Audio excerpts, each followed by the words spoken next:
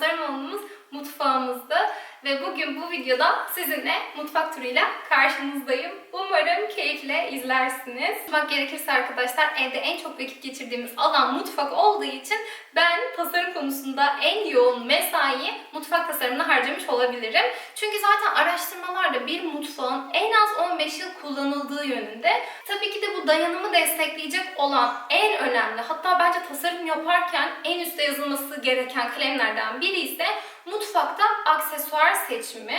Aksesuar seçiminde ise işlevsellik, dayanıklılık ve fonksiyonelliği bir arada bulunduran Bloom markasıyla çalıştık arkadaşlar.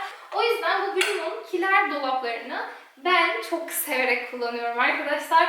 Hatta yani kesinlikle her evde olmalı. Biz şimdi tezgah altında çözümledik evin tasarımı gereği. Ama eğer ki evinizde yer varsa normal bir boy dolabı şeklinde de kiler çözümleri yapabilirsiniz. Çünkü bu kapaklar sona kadar açılıyor. Yani aslında çok yönlü ulaşım sağlayabiliyorsunuz çekmecelere. Bu yüzden inanılmaz kullanışlı. Bu ana mutfağın ön kısmı var. Ön kısmındaysa ben bir dolap görüntüsü istemiyordum. Sadece düzlem, hani orada bir tasarımsal çizgilerin olduğu bir düzlem istiyordum. Ama işi biraz daha fonksiyonelleştirmek adına bakın ne yaptık. İki mekanda harmanlamak isteyeceğim bir ön yüzey belirledik arkadaşlar. Mutfakta daha yeşil mavi tonunda bir renk seçerken ada tezgahın alt kısmındaysa gri tonunda bir renk seçtik. Bu kapaklar aslında bize Bloom'un bas aç sistemiyle kapak olarak hizmet ediyor arkadaşlar.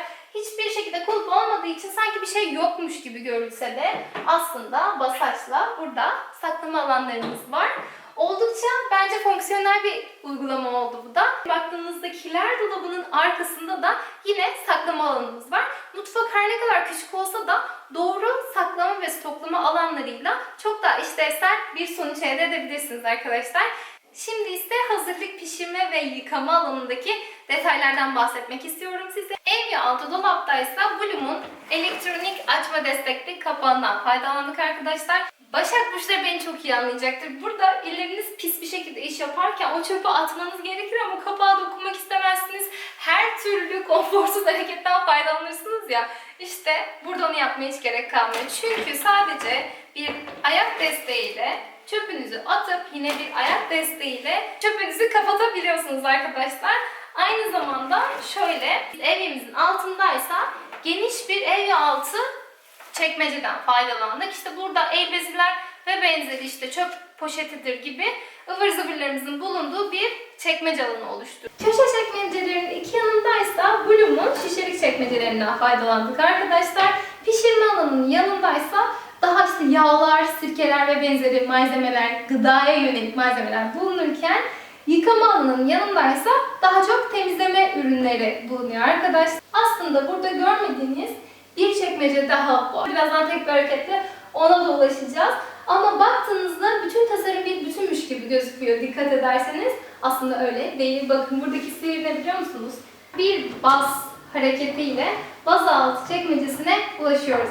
Aynı zamanda yukarıdan bardak aldığımızda herhangi bir uzun boylu birinden destek almanıza gerek kalmıyor. Bir de aynı zamanda bugünlerde şeyi düşündüm arkadaşlar. Aslında bu bazaltı çekmecesi aynı zamanda hazırlık aşamasının olduğu bölgede de kullanılabilir. Neden? Çünkü işte çocuklarınızla beraber bir şeyleri hazırlamak oldukça bence daha eğlenceli olacaktır. Aynı zamanda iskemle ve benzeri bir ürüne çıkıp da tehlike arz etmeden geniş bir alanda onlara çözüm sunuyorsunuz. Bunu neden düşünmemişim dedim kendi kendime. Ama bu alandaki çözümü de gördükten sonra yeni yapacağımız projelerde bunu da değerlendirebiliriz dedim arkadaşlar. Bir de bitmedi. Bir baza çekmenizi istedim ama aslında size bir step gösterdim arkadaşlar. Peki bu çekmece nerede? Bakın arkadaşlar burada ürünü çektiğinizde hop altında bir adet çekmecemiz daha çıkıyor. Yine bu alandaysa işte pizza tepsisidir ya da işte bazı pasta hazırlık gereçlerinin olduğu bir çekmece söz konusudur. Elimle ittirdim ama aynı şekilde bacağınızla da bu şekilde kapatabiliyorsunuz ürünümüzü. Ve böylelikle mutfak turumuzun sonuna geliyoruz arkadaşlar.